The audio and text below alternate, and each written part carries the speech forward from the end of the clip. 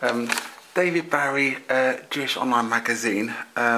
We welcome once again Chazan Moshe Haschel. Appreciate your time. He's just led the special tefillot marking Yom Yerushalayim at Ner Yisrael in London. Welcome, Chazan Moshe Haschel. Thank you very much, David. Yom Yerushalayim is a very special day, isn't it? It's really a very, very special day, and sometimes you're surprised that you don't see so many people actually celebrating it and commemorating it, but it's an incredible day. We have to really give thanks to HaKadosh Baruch Hu for the reunification of Yerushalayim. The fact that we can go to Yerushalayim and feel at home there. Also, to me, as I mentioned in the service, to go and to pray at the Kotel is an incredible zechut. And again, because we can do it so easily nowadays, we don't appreciate what it is. Only fathers and grandparents can tell us about the times when it wasn't possible, just not so long ago. It was a person would endanger himself in going into the Kotel, and we just take it for granted these days. But this is an enormous chesed from the Almighty. Where we can go and come so near, the nearest we can nowadays, to a Mikom HaMikdash. Do you think if the Sanhedrin were sitting, Yom Yerushalayim would be up there with Chanukah and Purim? It's difficult to actually make such predictions or things like this, but I am sure that if we would have a Sanhedrin that could look at things in a different way, and not the simple way we look at things nowadays, they would probably see a great significance in such a day. And Yerushalayim is a great thing. We forget, but it's there all the time in the background. I know you touched on it, but I'll ask the question anyway. Why don't the general Jewish community really appreciate the significance of Yom Yerushalayim? There are probably different angles to look at it. I suppose those who go to Yerushalayim all the time just got used to it, as I mentioned before. And the fact you can go to Yerushalayim and to the Kotel so easily nowadays, that actually makes them forget what it is not to have this opportunity. On the other hand, there are those on the other side who actually don't feel the justification for the Jewish people in holding on to Yerushalayim, having any claim to it.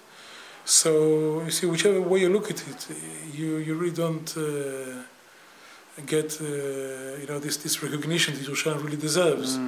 There are people in Yerushalayim. Yerushalayim itself, you can find a lot of people who celebrate it.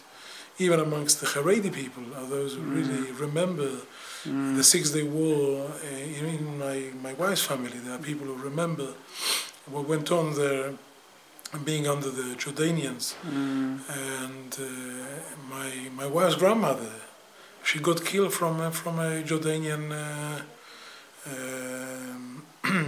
someone who shot her, living in Mea Shearim. So there are a lot of people who really appreciate and understand what it means.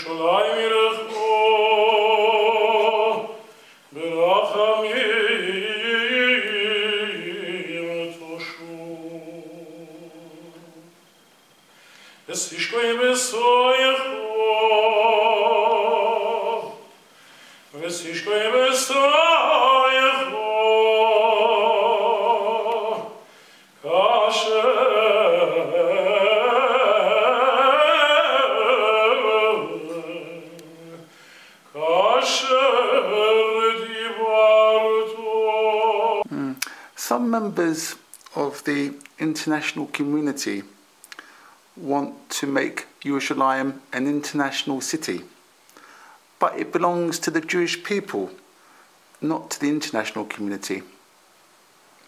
Well, it's a good lesson in property deals, because Yerushalayim is one of the sites that the Jewish people actually paid for it. And the other one is Me'ar Machpelah, as we know, and Shechem was another one, and all these places are actually disputed. So again, I come back to the point that we mentioned before. When the right time will come, and we will see, we'll be able to claim it back. We'll be able to claim it back, but at the moment, probably the time has not come yet. And we have to still justify our existence there and our claim to it. But B'ezrat Hashem, with this what we pray, God is in exile. And this is because we are in exile. When God will come back, it means that we are going to be back. Why do you think Yerushalayim has a special place in the heart of a Jewish person? Well, first of all, it has a great place in the Jewish heart. It's very deeply rooted in the Jewish psyche, I would say. We mention it 3 times a day in our prayers. When we say the Birkat HaMazon, we mention Yerushalayim, we pray for its rebuilding. Well, let's not forget, it has a long history.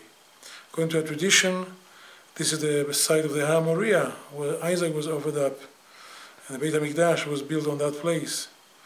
Not only that, it's the place where the Aron, the Ark, the Holy Ark used to stand, is the Even Shetiyah, the stone from which the whole world was created. And later on, when the Jews came to the children of Israel came to Israel, in times of David, they conquered it. David made it into his capital, and he paid, as we said before, he paid money for it, collected money from all the tribes. And later on, he built, Shlomo, his son, built the first temple. And the whole Jewish people was focused on that site, on the Beit HaMikdash, on Yerushalayim. And then later on, after the 70 years of exile in Babylon, we came back, and the second temple was rebuilt, and everything was centered there.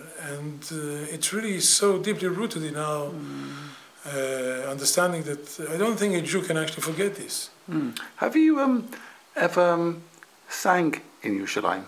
Many times, in concerts, in prayers, in tefillot.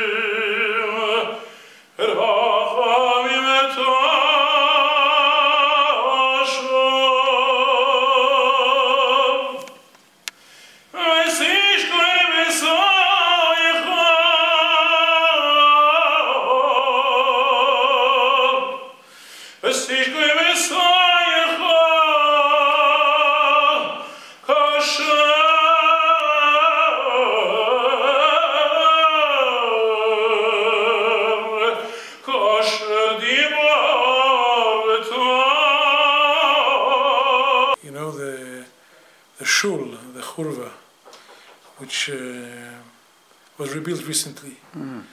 I went to visit it once when it was still a churva, which literally means a ruin. I went to see it then one day. I was with my family touring the old part of Yerushalayim, and I was with my father-in-law of blessed memory, and we went through the churva. The churva was the shul in which the famous Chazan Moshe Haschel davened his last tefillah before he passed away in the land of Israel. Passed away 2 days later. And my father said, I told him the story, that this is the last place where the famous Yosef Rosenblatt conducted his last tefillah. So my father says to me, Moshe, why don't you sing here something?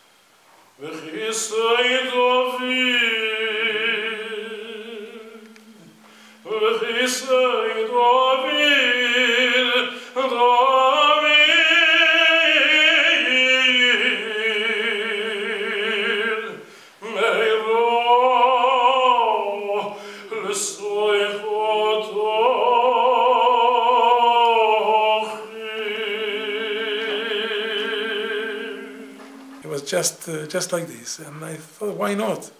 And this song that I sang just now, something came over me, and I said, let's sing it here. And I sang it there, and then just hearing, you know, the reverberation of the echo of my singing from the walls of the ruins of that place, you know, like in some way brought like Yosel Rosmer to me back to life. And this is one of the most incredible experiences I had. Does your Chazanut, when you sing in Yerushalayim, have an extra dimension to it? Yes, absolutely. First of all, you feel, obviously you have to prepare yourself for this. You can't just accept things to, expect things to just happen by themselves.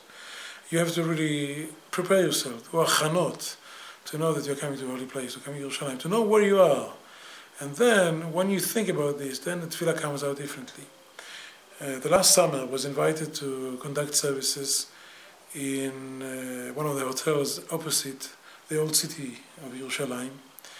And I conducted the services. There was a window just watching over the old city. And I must say, when I said the words of the tefillah, Techezena Ineinu, and your eyes will behold, right? When you return to Zion in great mercy, I really felt.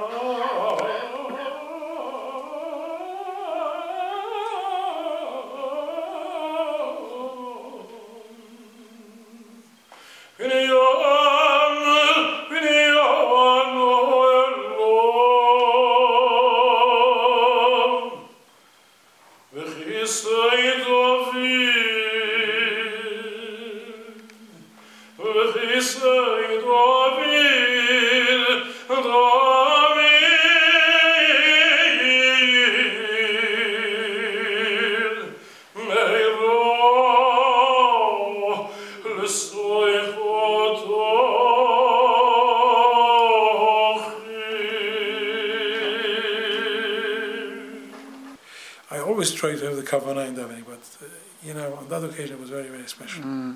And what's your message to Jewish online magazine viewers on Yom Yerushalayim? Well, we have to reaffirm our connection with Yerushalayim. We have to think more during the rest of the year about it. We have to try and visit all the time Yerushalayim, and just make a point. You see, maybe it's worthwhile telling people just to get ready for it.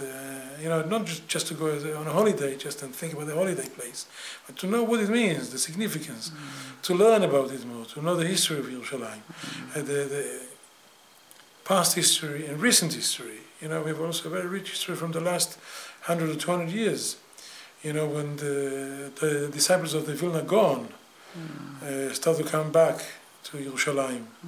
There's a lot to learn and to know, and that will actually make people feel the connection in a greater measure. Chazan Moshe Haschel, once again, thank you ever so much for joining Jewish Online Magazine. Thank you. Thank you very much. Thank you. Thank you.